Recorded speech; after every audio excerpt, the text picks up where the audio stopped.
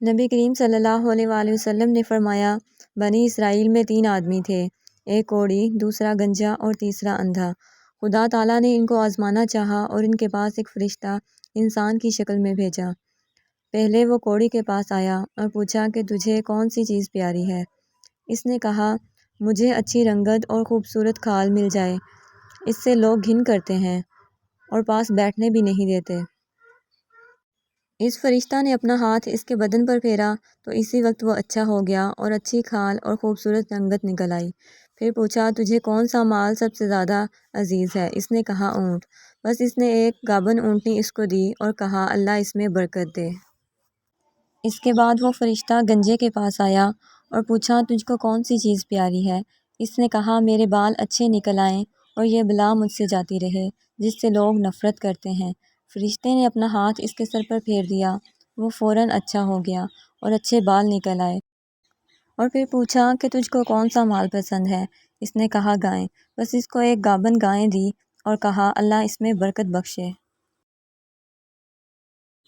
اس کے بعد پھر اندھے کے پاس آیا اور پوچھا، تجھ کو کیا چیز چاہیے؟ اس اندھے نے کہا کہ اللہ تعالیٰ میری نگاہ درست کر دے، سب آدمیوں کو دیکھوں۔ اس نے اس کی آنکھوں پر ہاتھ پھیر دیا اور وہ اچھا ہو گیا اور پوچھا کہ تجھ کو کون سا مال پسند ہے؟ اس نے کہا، بکری۔ بس اس کو ایک گابن بکری دے دی گئی۔ تینوں کے جانوروں نے بچے دیے۔ تھوڑے دنوں میں اس کے اونٹوں سے جنگل بھر گیا اور اسی طرح اس کی گائیوں اور بکریوں سے بھی جنگل بھر گیا۔ پھر وہ فرشتہ خدا کے حکم سے پہلی صورت میں کوڑی کے پاس آیا اور کہا کہ میں ایک مسکین آدمی ہوں، میرے سفر کا سارا سامان ختم ہو گیا ہے اور منزل مقصود تک پہنچنے کا کوئی سلسلہ نہیں سوائے خدا کے اور تیرے۔ میں اس اللہ کے نام سے جس نے تجھ کو اچھی رنگت اور عمدہ کھال عنایت فرمائی، میں تجھ سے ایک اونٹ مانگتا ہوں کہ اس پر سوار ہو کر اپنے گھر پہنچ جاؤں۔ اس کوڑی نے کہا، یہاں سے چلا جا، مجھے بہت سے حقوق ادا کرنے ہیں، تجھے دینے کی اس میں گنجائش نہیں ہے۔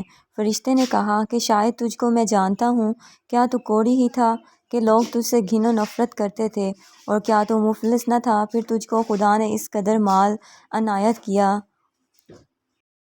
اس کوڑی نے کہا، واہ کیا خوب، یہ مال تو میری کئی پشتوں سے باپ دادا کے وقت سے چلا آ رہا ہے۔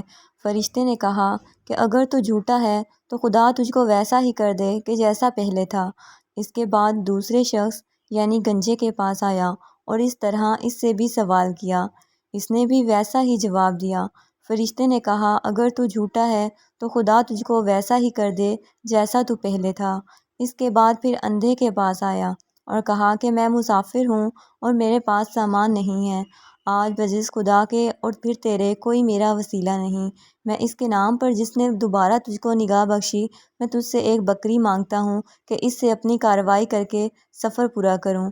اس نے کہا، بے شک میں اندھا تھا، خدا تعالیٰ نے محض اپنی رحمت سے مجھ کو نگاہ بخشی، جتنا تیرا دل چاہتا ہے لے جا اور جتنا چاہے چھوڑ جا، خدا کی قسم میں کسی چیز سے تجھ کو نہیں روکوں گا۔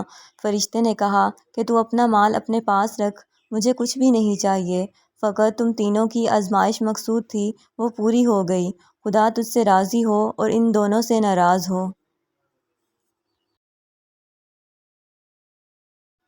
خیال کرنا چاہیے کہ ان دونوں کوڑی اور گنجے کو ناشکری کا کیا نتیجہ ملا کہ ان سے تمام نعمت چھین لی گئی، جیسے تھے ویسے ہی ہو گئے اور خدا ان سے ناراض ہو گیا، دنیا اور آخرت میں دونوں نامراد ہوئے۔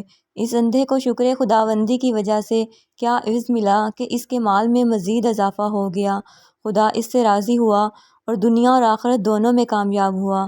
آخر میں آئے ہم سب مل کر دل کی گہرائیوں سے دعا کریں کہ اللہ تعالیٰ ہمیں ان تمام واقعات سے سبق اور عبرت حاصل کرنے اور نیک اعمال کر کے اپنی آخرت بنانے کی توفیق عطا فرمائے، آمین یا رب العالمین۔